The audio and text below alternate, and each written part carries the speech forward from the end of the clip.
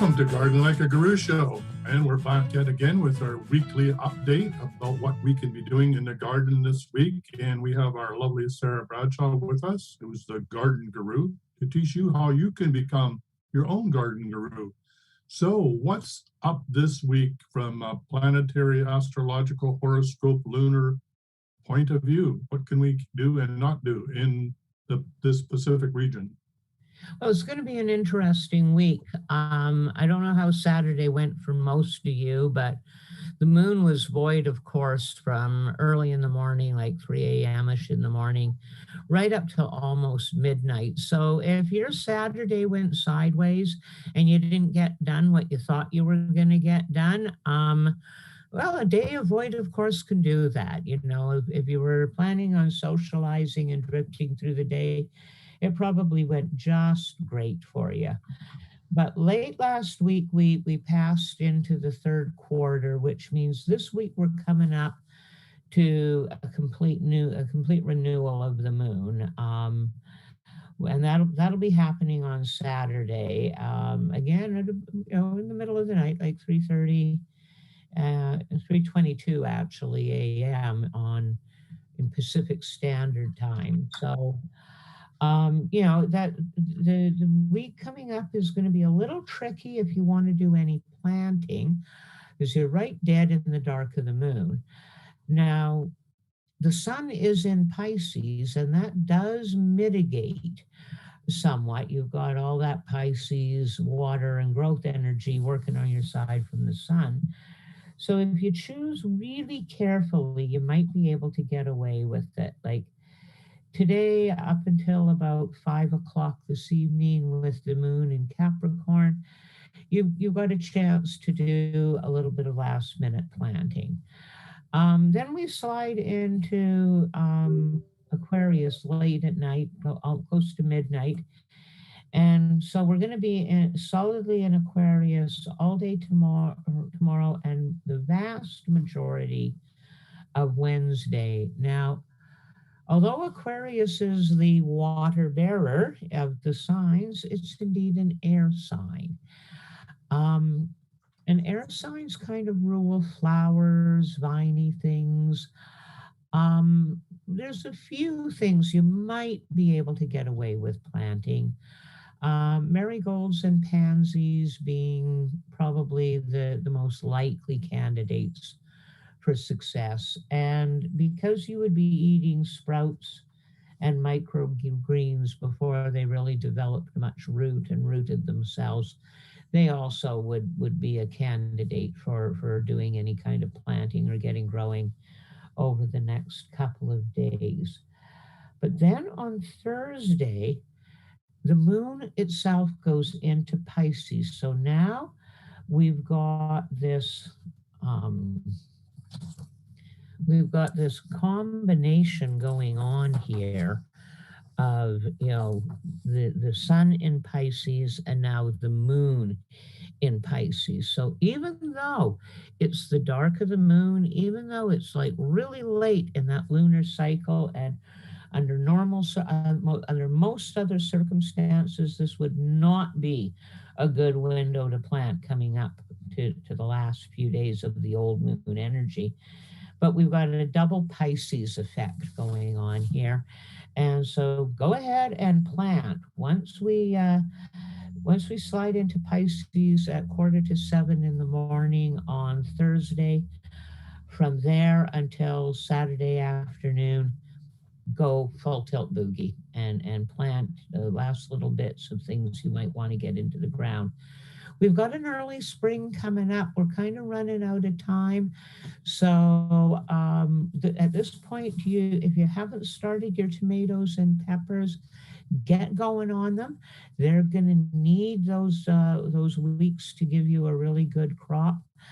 In the next week or two, the way things are going, I'm planning on starting my vine plants, my cucumbers and melons, probably no later than 2 weeks. And then my squashes and pumpkins, I'll probably be starting them in another week or two after that. So We're almost a month earlier than we are in some years, but the prognosis is good. It looks like, the weather's going to hold. And I like to give my pumpkins and squashes a little bit of a head start. I don't like them to get really big. I don't like them to be difficult to transplant at all or getting overdeveloped in the pots because they don't take well to transplanting. And so the less challenged they are in the process, the better. And we do have a lengthy enough season that most of them will finish out quite nicely, even started directly in the ground. But I always like to hedge my bet. Early frosts aren't unheard of. Seasons that start out, looking really promising can get a little cold or chilly, and things can slow right down right when you want them to speed up. So I like to give my squash and pumpkins about 3 to 4 weeks maximum of indoor growing before I put them out. Cucumbers and melons, like I said, I'll be starting those in the next couple of weeks. They grow a little slower. They're a little bit smaller. They don't become quite the monsters in the pots that squash and pumpkin can, and they truly benefit from the head start. Like if you can get your melon plants out there with 2 to 4 true leaves, not the little cotyledon leaves, but the 2 to 4 real true leaves, and get them safely transplanted out, in the first part of June, you run a much higher chance of getting nice, well-developed melons. Melons take a while, and melons really like the heat. So give them as much of a head start as you possibly can. Um, but yeah, so this week we've got, despite what looks like at first glance a difficult time for planting, if you work with the energies properly, then you can pull it off. Once we hit Saturday morning, the moon's going to go new, and we're going to have incredible planting energy coming up, for almost the complete week after that. Now, right around the time it slides into the new moon, it goes void, of course, and then shortly after that, late in the day, Saturday, it goes into Aries. And Aries, being a fire sign, isn't going to be good planting energy at all. So you'll have a couple of days, from Saturday afternoon into Sunday and Monday. Don't try getting any stuff into the ground then, because once we get beyond that window, we've got like about 2 solid weeks of really stellar planting windows. So yeah, the time's working really well for us at this point. Just curious, I've been having a feeling that I want to start my corn. What do you think? Do you transplant your corn? Yeah, I was going to transplant. I have leftover little planting guys like this, right? And Okay. I was going to put ones in each one. Then I could, and they can go straight in without, right straight into the ground afterwards. Yes, and if you can do that kind of a transplant with corn, yes, this would be a good time to start your corn. I transplanted corn all the time when I lived up in northern Alberta, up in the Peace Country, because we had a very short season. So even something like Golden Bantam, which is a 55 to 65 day corn, even that had a chance of not quite making it because it needed warmth to get going. And I found if I was careful about the transplanting or started them, like you said, in a unit that doesn't require you to tear it apart, Right. to put in the ground, because that's the tricky part with things like corn. I even have friends up in the Peace Country who transplant carrots. Wow. I know it blew my mind the first time I saw it, but What we did a lot with the corn is we would take a 2-liter milk carton and we would cut one side away and we would fill it with our potting medium and we would plant 2 corn seeds in it. And then when they got up, big enough and the weather was warm enough, we would take them out and we would simply lay the milk carton in the trench that we had dug, cut the corners away and kind of flatten them down, and then put dirt covering the milk carton and the corn so you wouldn't disturb the roots at all. Right. And that little trough would allow them to retain water a lot better. But it wouldn't take long before the worms would eat right through that cardboard. Right. You'd get very little weed into your trench and you'd get very lots of water and very little difficulty with your corn establishing. Well, a few people who saw that technique applied the same kind of thing to carrots. And Nice. carrot seeds are notorious for being so difficult to germinate and get going out in the field. They're fine as dust. They're powder practically, and you put them in and they dry out really easily. Um, Last year I did an experiment with carrot seeds. I watched a video where a man pre-sprouted these carrot seeds, and when he got them to the 3-day stage where they were just showing a bit of sprout, he made this kind of cornstarch slurry and mixed the carrot seeds in with it and piped it into the row. And this retained the moisture and it was fabulous. And I thought, oh yeah, I'm going to try that. I shared it on my Facebook page. I got all excited about it and I did it. And because when I do things like that, I'm always experimenting. At the same time, I planted a couple of rows of carrots, just planted them. And then I used my mom's old trick passed down to her from her mom. I covered the row of carrot seeds that I had planted in the one place with a plank. With a plank. With a Oh, plank, with just a strip of wood, wow. just Yeah. like, yep. It holds the moisture in, it defines the roll really, really well. It provides the darkness that carrot seeds need to germinate because they do need it to be dark to germinate. But if you bury them too deep, they can't make it because they're tiny little threads when they come up. And so if you bury them deep enough to keep them moist, they run the risk of them not making it through. So you want them close to the surface, but then they're going to dry up and blow away. So you put the plank down and Nice idea. I like that. yeah. So when the gardens started coming up, the uncovered carrot seeds, they came up fairly straggly. They were doing okay. We kept them wet, and it was the usual challenge, but they made it.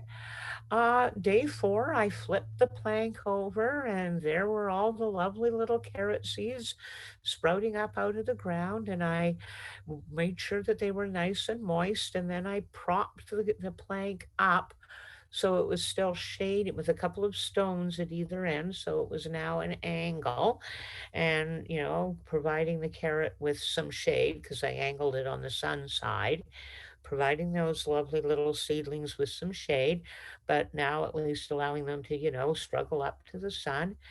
And about a week later, I removed the plank and they took off, and I had thick, healthy carrots.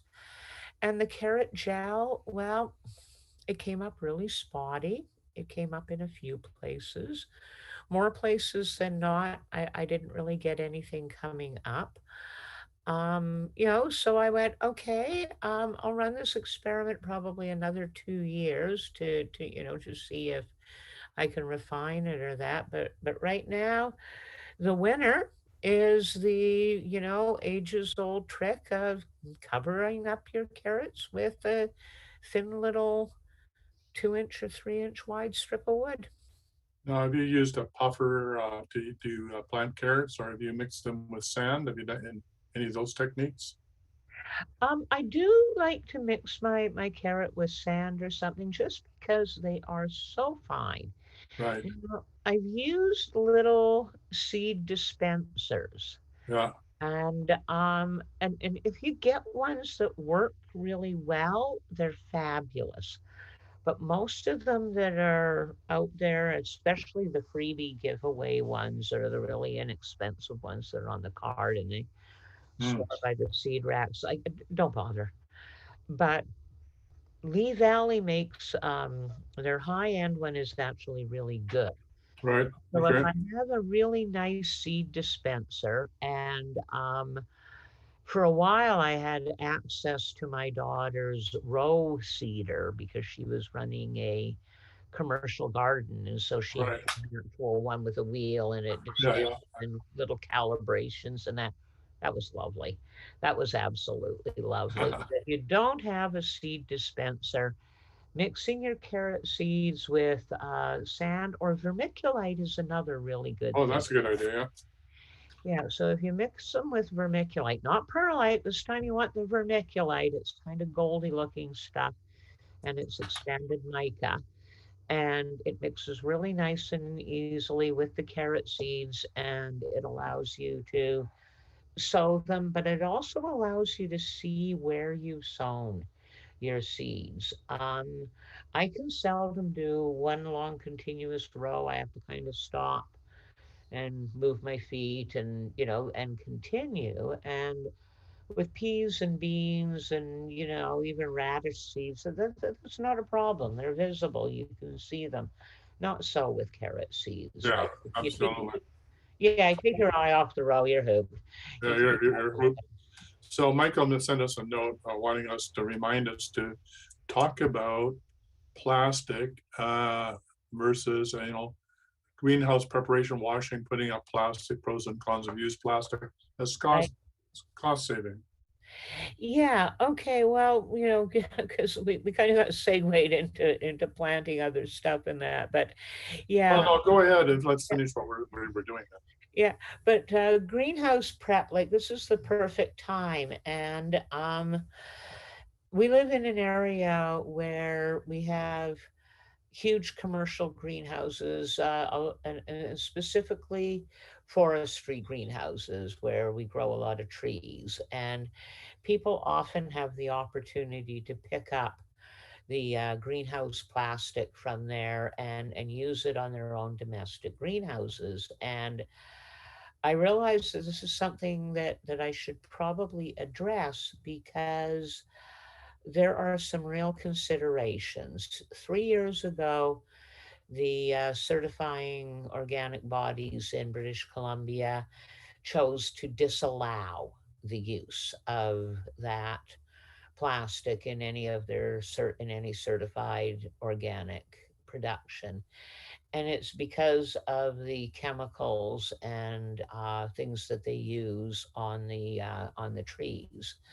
Now it's actually not so much um, um, uh, insecticides and fertilizers. There is some fertilizer residue on them, but really the major problem is the fungicides and the mold inhibitors that they Right. use. Okay, a lot of them, the majority of them are mercury based. Mercury doesn't break down. You can wash it off, but then you've only got it in your own water table, and we're pretty sure you don't want that. so, Right. um, thinking that you can get like a bargain with the forestry greenhouse plastic to cover your greenhouse with and save yourself some money is not a good idea.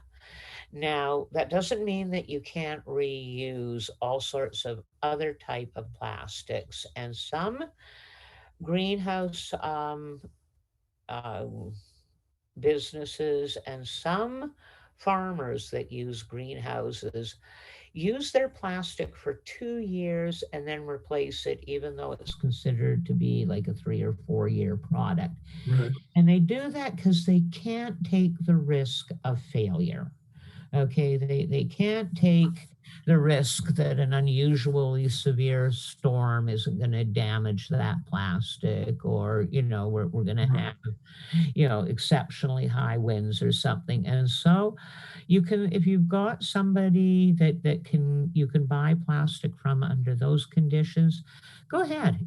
Chances are good, especially if you double layered it on your smaller home greenhouse, then, that could be completely doable. But you have to be really cognizant of what you're going to clean the greenhouse plastic with and how you're going to deal with it. Plastic folds, it buckles, it sheds water, but that also means it retains water in all the little crevices. So, you're going to have to be able to have a place where you can completely spread this out and check it over very, very, very thoroughly for cracks, for splits, for, any kind of damage, and specifically too for mold and algae pockets. And don't kid yourself into thinking that just because there's a little bit of algae around the edge and the bottom and that it's going to be okay, because it probably isn't. Okay. A greenhouse provides a beautiful growing environment. It really does. It's like so few challenges to life in there. Everything's so perfectly set up. And it's why, spider mites will go in there and just party till all your plants are dead. Or, aphids will thrive under those conditions. So will mold and fungi. And so you're going to have to get it absolutely pristine. And that means you're going to be using something like peroxide or the I can never remember how to say it, Tyson, the Hypochlorous acid. Hypochlorous acid, yeah. Because you can't use bleach. Bleach is going to break down your plastic. It's not going to be something you're going to want around your plants. Yeah, the chlorine dissipates, but it damages the plastic. Yeah, and then if you have flaky plastic, it's just a big, big mess, right? Yeah, yeah, and so weigh all of that before you jump on the, I'm going to get used plastic and reuse it. Because once you've got it all nice and clean and everything, you're also going to have to make sure that it kind of dries somewhat in that state before you put it up. Because any place where you fold it or buckle it or have any kind of folds or that, you're going to have the same problem that you thought you just got rid of. So, one of the things that I encourage people who are starting out and are looking at actually building a greenhouse, starting from scratch, and especially if it's a fairly small greenhouse, like yours is fairly small, Mm-hmm. I really encourage people to look at the longer term, more rigid things than, 6 to 8 mil plastic. Mm-hmm. Um, you know, uh, Coroplast, of course, is the gold standard. It looks like corrugated cardboard, but milky, and it lets light through.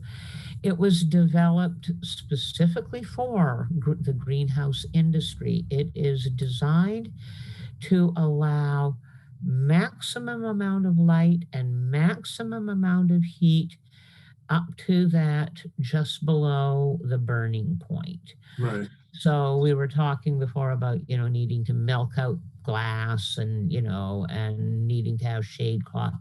And Coroplast eliminates that, but a rigid surface greenhouse, whether it's fiberglass panels, whether it's, glass windows, whether it's Coroplast, a rigid surface greenhouse, especially if it's small, is actually going to be cheaper to do that way in the long run than repeated applications of the vinyl. And part of that is because when you buy vinyl, for a huge greenhouse, you get it a whole lot cheaper than when you Yes. buy vinyl for a small greenhouse. And so, you're kind of paying for the convenience of it being cut to a small size Right. and available to you in your hardware store and all that other good stuff. But really, if it's something you're committed to having, take a look at the cost effectiveness and consider that your solid panel type greenhouse, no matter what it is, give it a minimum of a 10-year lifespan. I've seen coroplast greenhouses almost 30 years old and still functioning beautifully. Wow. So, Yeah. if you use 10 years as your gauge, you're going to have a really good understanding of how much money you're going to save in a relatively short period of time. Now, the other thing to keep in mind right now with greenhouses is, aren't they lovely in the day? Like, isn't this a lovely spring? And you were talking about how gorgeous your greenhouse is and what lovely temperatures it's hitting during the day. Mhm. But it's not doing that at night. We are still, if not freezing, coming really, really close. And Yeah, we had a hard frost last night on the roof, right? yeah, so you're now, if you leave your plants out in that greenhouse and it's not heated at night, you're really torturing them. Okay, you're bringing them up to almost tropical in the daytime, and they're getting all excited about growing, but they're little and they're fragile, and then you're plummeting them to less a lower temperature than that seed would germinate at in Right. out in the natural elements. And so you do that to your plants, and you are really going to stunt them. Like, they Right. are going to be so challenged that when we finally get to that perfect growing window, they're not going to have the strength. They're going to have fought too hard for survival, and now all they're going to focus on is setting some seed before they die.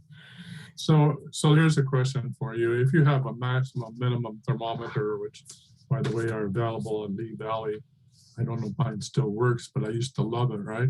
Yeah, What would be the minimum temperature we'd be looking for in the greenhouse overnight that would 10, make it safe? 10. 10, okay. Yeah, you don't want to go below 10. And 12. that's centigrade, right? For those that are listening Yeah, from the for United States. anybody who's south of the border, yeah, you'll have to convert it yourself because I can't remember anymore. Although I grew up with Fahrenheit, and it took me a really long time to realize that 32 degrees didn't mean the pond was frozen. I'm the same way. It took me a long time, and now I can't convert back very easily, right? Interestingly, I do for my oven. Right, right. I still, brown my roast at 450 and That's finish true. That's everything true. at That's 500. absolutely true for me too, right? Yeah, So, so it's weird. It's like, I know I buy fabric in meters, but I still talk about my height in feet and inches. So right. yeah, but at any rate, like 10 is your bare minimum. 12 to 15 is kind of ideal. Yeah. It lets the plants know that it's nighttime, it's rest time, and it gets them used to that natural fluctuation of temperatures and a good rest period and that. But it really allows them to thrive at that temperature. Um, so So how about when we're talking about using artificial light and putting it on a timer?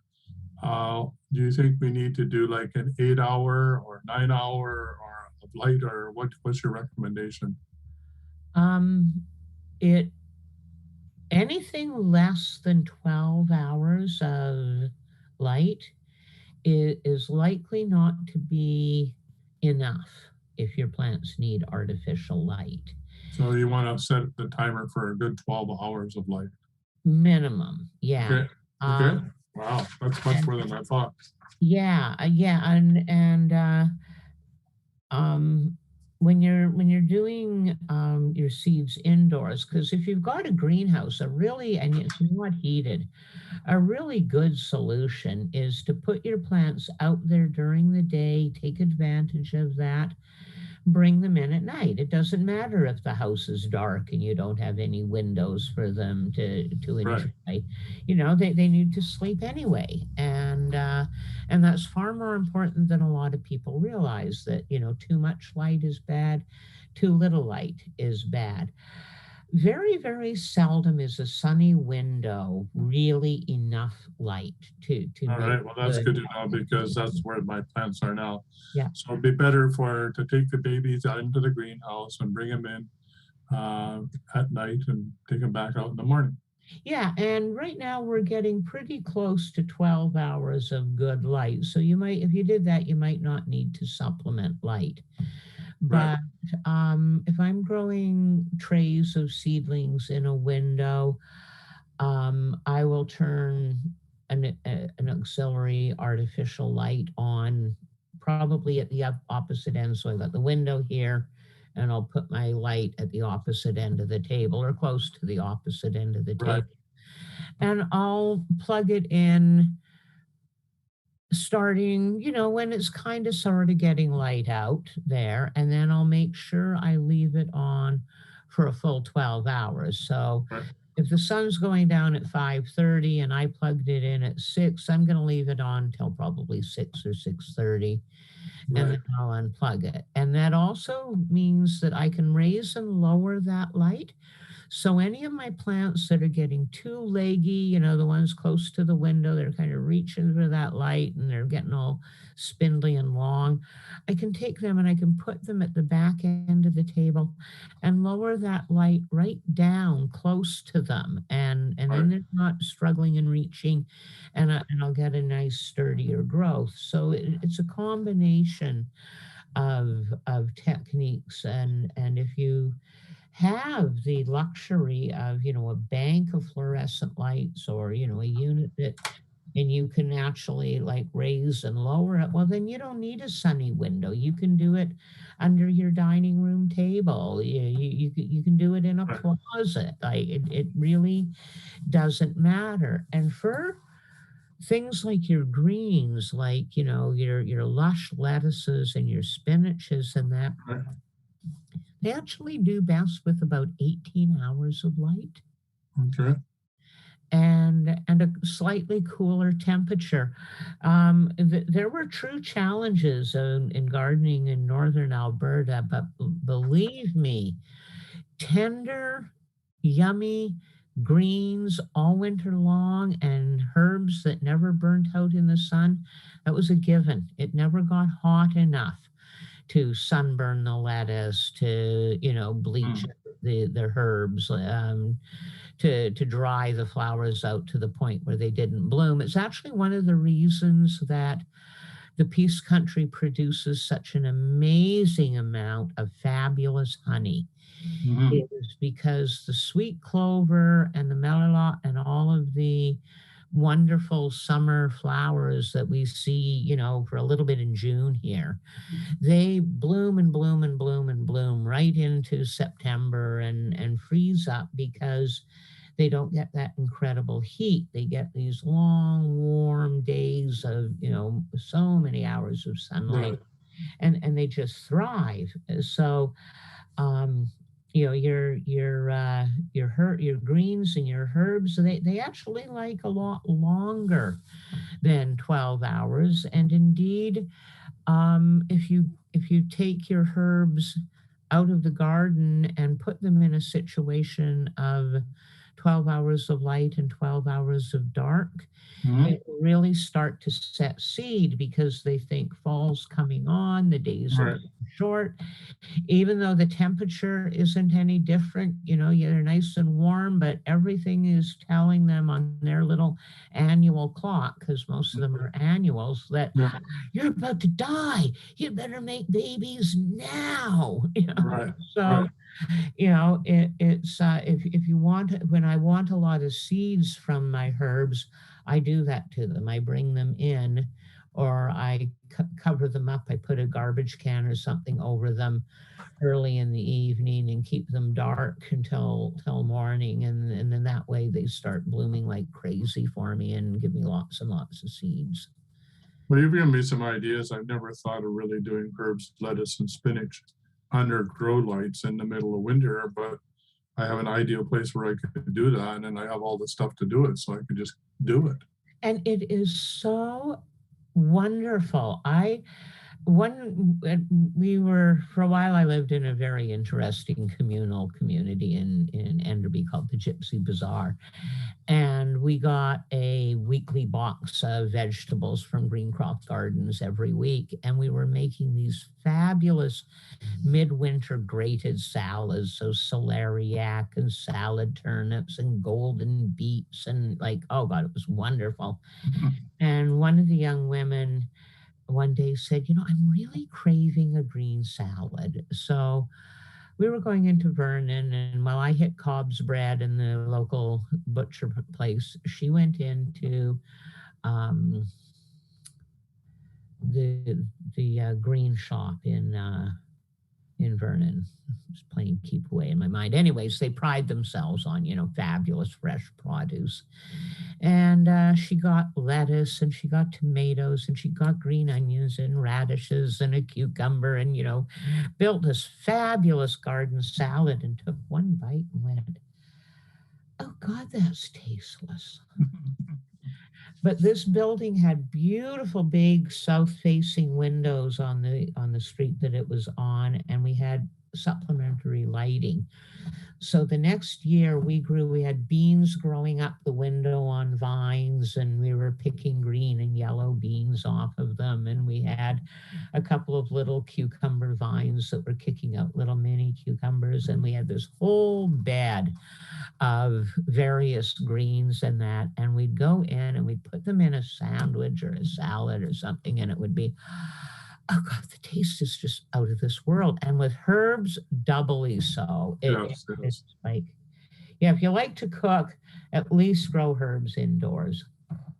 But as you're caring for your seedlings, and getting closer to when you can get them out, do put them out in the greenhouse during the day. As the days start to get warm, if it's 15 to 20 degrees above, put them outside for half an hour here, half an hour there. Get them kind of used to it. Wind is actually the most challenging thing you can do to tiny little tender transplants. Right. They can cope. Yeah, they can cope with being a little hot in the sun. They can cope even with losing a little bit of moisture. They're not going to die if it goes to, 5 below or 5 degrees above zero for just that, last half hour or so that they're out there. That none of that's going to bother them. Half an hour in the howling wind will kill them. And so, when you put them outside, really be cognizant of that. Don't stick them out in the middle of the yard with no kind of shelter in the wind, and they're out there waving at you frantically, and you're thinking, great, and they're really calling for help. But yeah, so expose them in little increments. I was on a seed saving forum panel a couple of weeks ago.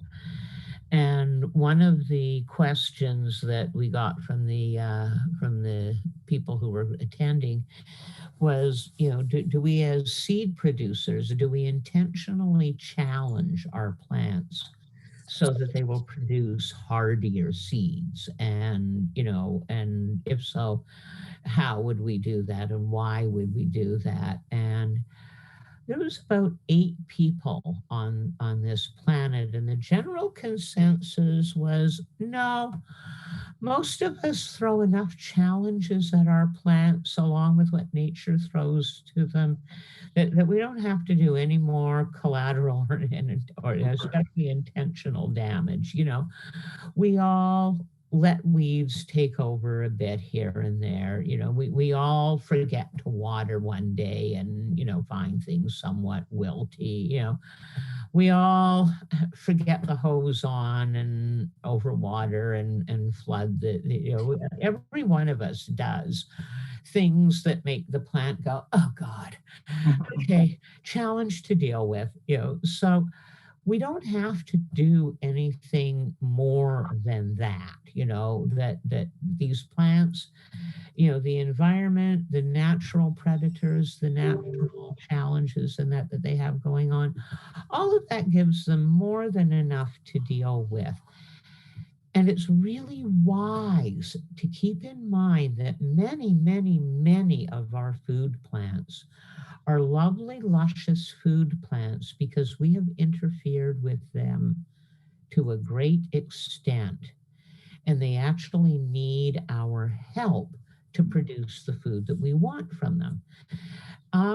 You might get a tomato to maturity from a tomato seed that sprang up in your garden as a volunteer from last year's crop. You might, but chances aren't good, not here. And so tomatoes, peppers, eggplants, most of the nightshades that we eat, they wouldn't even be a food crop if they didn't have significant help from us.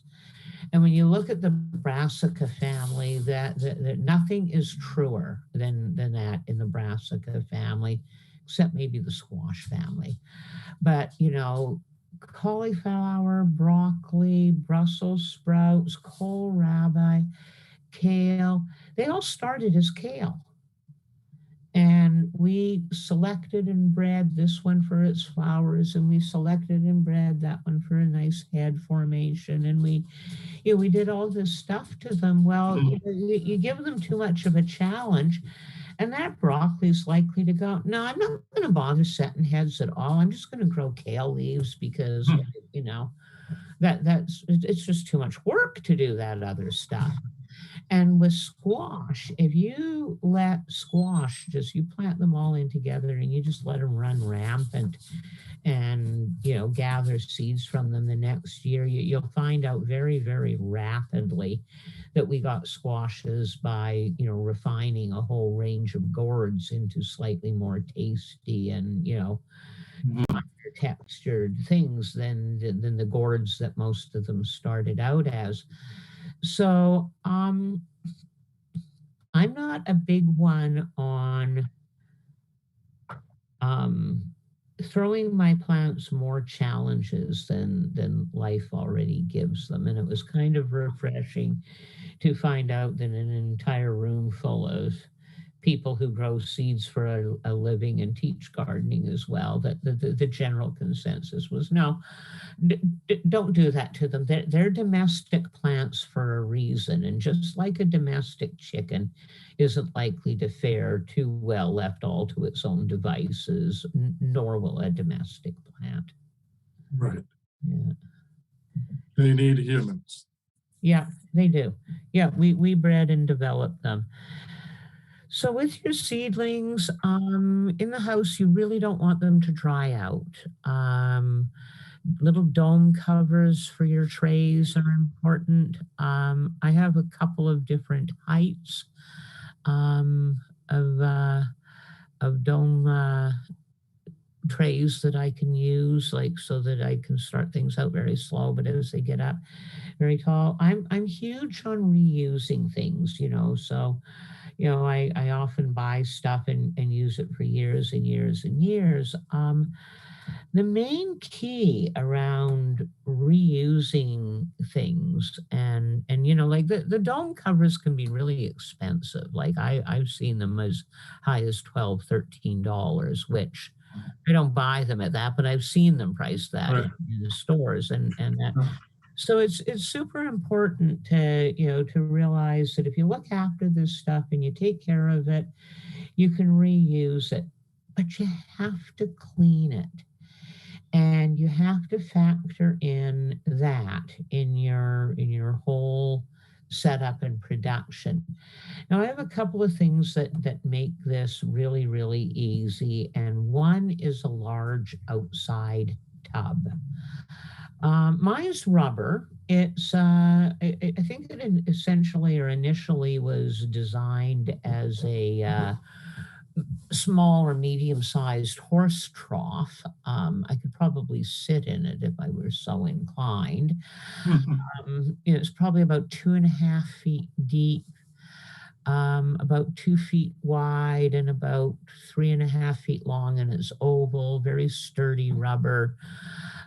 It's held up for years and years and years. I use it for a dozen different things, but it's sturdy enough that I can mix soil in it. It's rubber, so I can, do all sorts of water things in it. I can't sterilize soil in it because it's rubber, but I can put soil in it and cover it with black plastic and let it, overheat in the sun, which can be almost as good as baking it or sterilizing it, because, the raising heat will kill off a lot. So I have this one big unit that its first use in the springtime is I fill it with water and rinse and clean all of my pots and things that I'm going to use. Now, in terms of cleaning, I don't like to use anything that the environment isn't going to be able to deal well with. So I don't tend to use heavy duty detergents, things with any kind of phosphates in them, or anything antibacterial. I know it sounds like a given that you would use antibacterial soap for cleaning up stuff in your greenhouse, but no, you actually don't want to kill bacterial action. Like, bacteria is your friend. You don't want to kill it all. So you want to get rid of the things that are going to cause your plants problems, but you don't want to cause yet another problem on your property while doing that. So for me, the first step in cleaning is a baking soda rinse. Oh, okay. Yeah, warm water and a fairly medium stiff brush, and a good scrub, and anything that looks like it might need more than scrubbing, I will apply baking soda to and scrub and just let that accumulate in the water. So by the time I'm done, the water has a fairly high amount of baking soda. This means it's incredibly high it's incredibly alkaline. Which means I have the option of either using it in a way or manner where I need something alkaline, or I simply add some apple cider vinegar to it till the pH is neutral or where I want it to be, and we're good to go again. You haven't damaged anything at all. Right.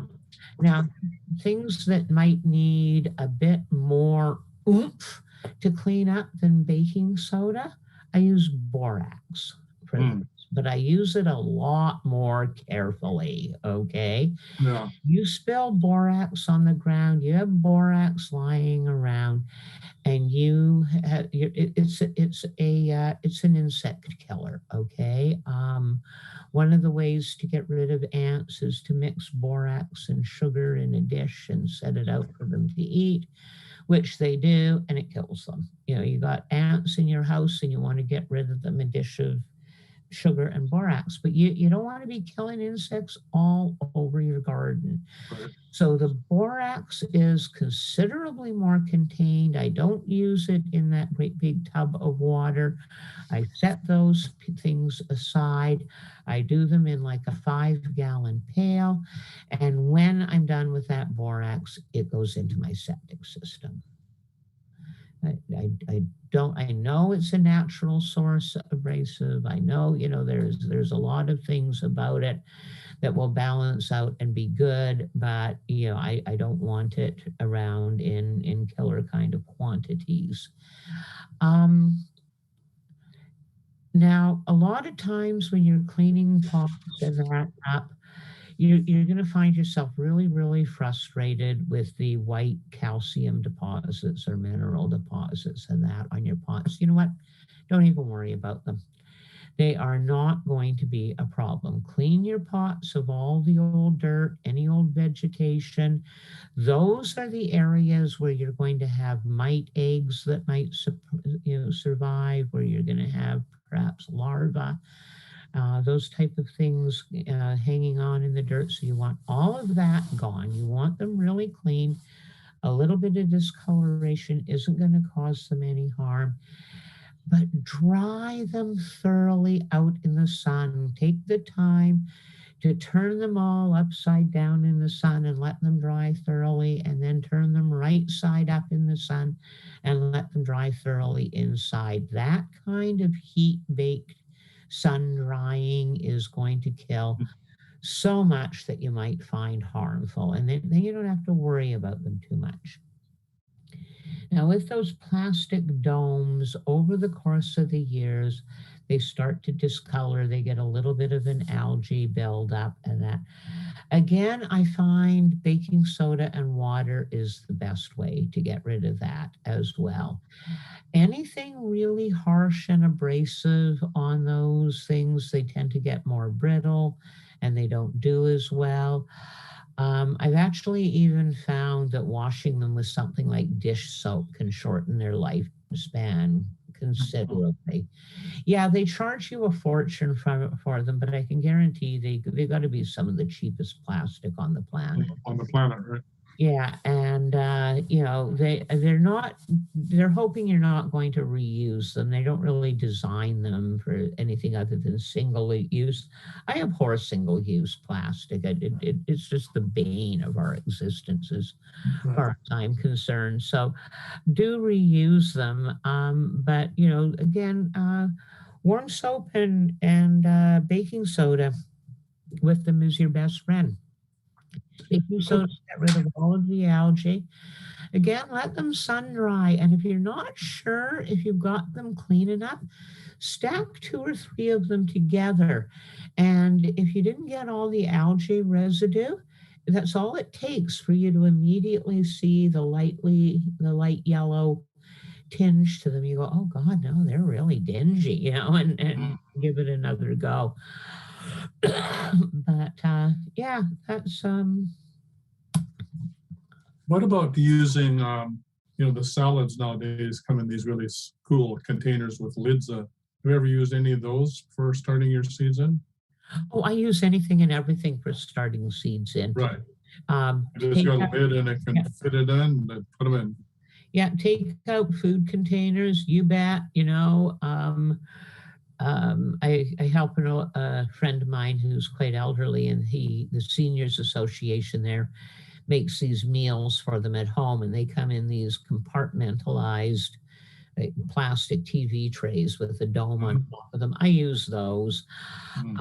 I use old egg cartons. Sprout trays. Yeah.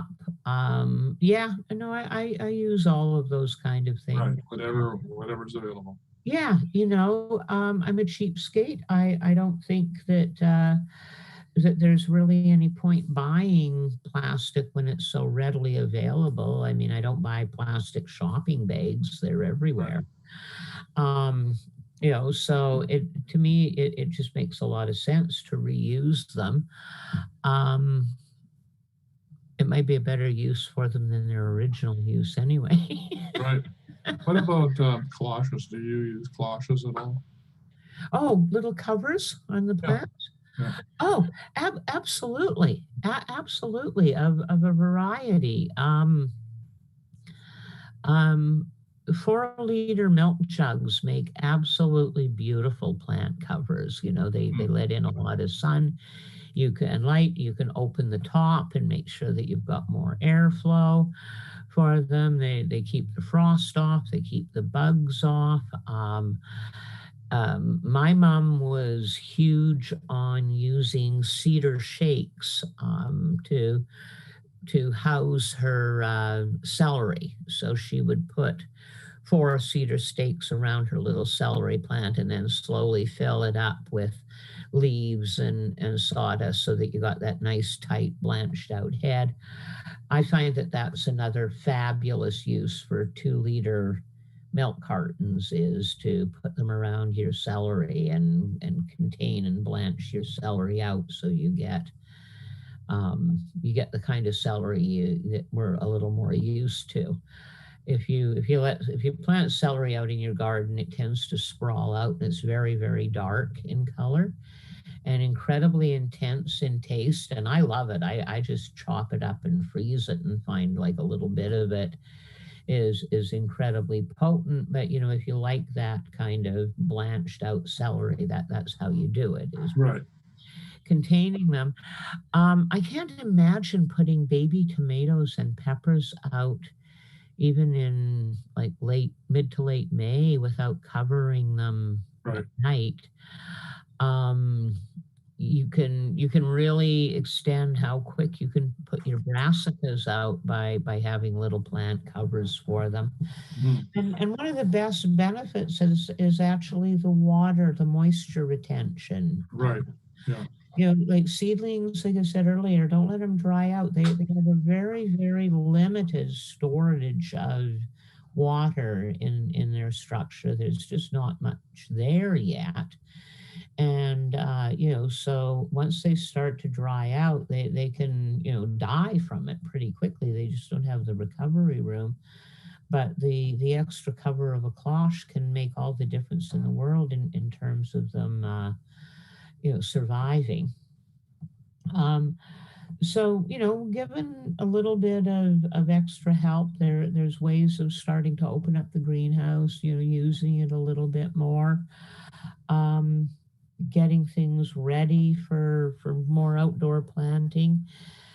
You can this time of year, if you can work your soil, you can plant your peas, you can plant your radishes. Mhm. Pansies are another good one to go out. Marigolds, like there are some things that will start growing even now. Next week, we'll talk a bit more about garden bed preparation and that. But one thing that you can do right now, don't tear up everything and clean your garden completely out of dead leaves and branches right yet. There's a lot of cocoons. There's a lot of overwintering insects that need that. But this is a good time to maybe start covering your beds a bit. So Right. spread some black plastic if you're going to use that. Start spreading your mulch. Cover those beds up. If you cover your beds in black plastic this early in the year, you actually really allow for so much water retention, so much Mhm. nutrition retention. Um, it does it a huge favor to cover your soil at this time of year and let it, thaw out and be ready. It'll be much easier for you to work too if you do that. But, What about the Duke are really big on doing what do you call it? With the glass so up over a bed outside with horse manure. oh, cold frame. Cold frames, yeah. Yeah. We, they would heat it with the horse manure, right? They would, Oh yeah, yeah. Well, and there's cold frames and there's hotbeds and yeah, hotbeds. Yeah, I guess depending whether you have yeah, horse manure or not. yeah. The difference is you're going to supercharge your hotbed with something that heats. Now, Yeah, horse manure works, but so does rotting straw or hay. right. So, getting a hay bale or straw bale from last year and spreading it Yeah, into that yeah, raised bed, soaking it really well so it's wet and nasty, right. putting a layer of cardboard or paper on top of it so your soil doesn't all disappear into it, Yeah, and then putting your soil on top, and then put a covered frame over top of it. Yeah, you now have a hotbed. yeah, And these are fabulous for things that you want to get growing and then uncover and let just take off. I've done sweet potatoes and yams well, really successfully here in the interior of BC using a hotbed. Um, they're like a Pandora's box. Once you take the cover off and let those sweet potato vines go absolutely crazy, you're not going to cover them in the fall like that. It's not something you can go back and cover again like your pepper plants or that. Nope. But for melons, for cucumbers, for sweet potatoes, yams, those really heat-loving things that need a long, long season, hotbeds are a boon. And a cold frame is basically just the same idea without that superheated layer. So, a box with a cover Yeah. on it that you can lift off. I like to make little A-frame shelters for my raised beds. And in the springtime, they'll be covered with plastic so that, I can use them to extend my season. Then in the height of summer, some of them might get a shade cloth covering, and I'm going to use them to shade some of Right. the herbs and things. And then in the fall, we're going to go back to the clear plastic covers again to keep the frost off of things and keep them going. And I find that like I make them 3 feet by 3 feet by 3 feet. So Yeah. just a little equilateral triangle, join the two of them together with sticks the same length. Yeah. Super lightweight and easy to deal with. Yeah. I've been using PVC with just with rebar, 6-inch rebar, you pound it in, then bend the PVC over, then put plastic over that. You can get another 3 weeks out of your tomatoes, for example, at the end of the year. You can also get zippers from Lee Valley where you can zip the side of them open to get into them, right? Yeah.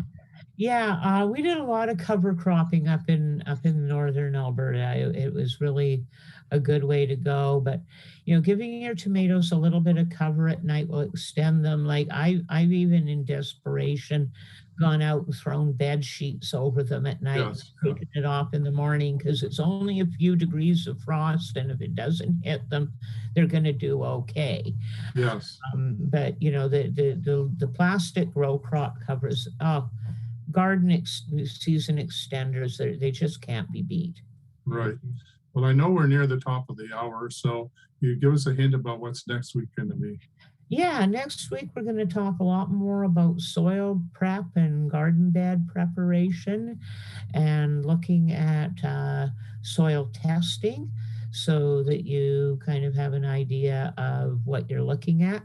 And talking a little bit about what plants like what kind of soil, like when I was mentioning earlier that I can dealkalize, I can neutralize my baking soda water, or I can use it in a place that I particularly need that alkaline addition. Maybe I've got some soil that's particularly acidic, and so looking at what plants like what kind of things and how you can maybe plan your garden a little better with that kind of knowledge.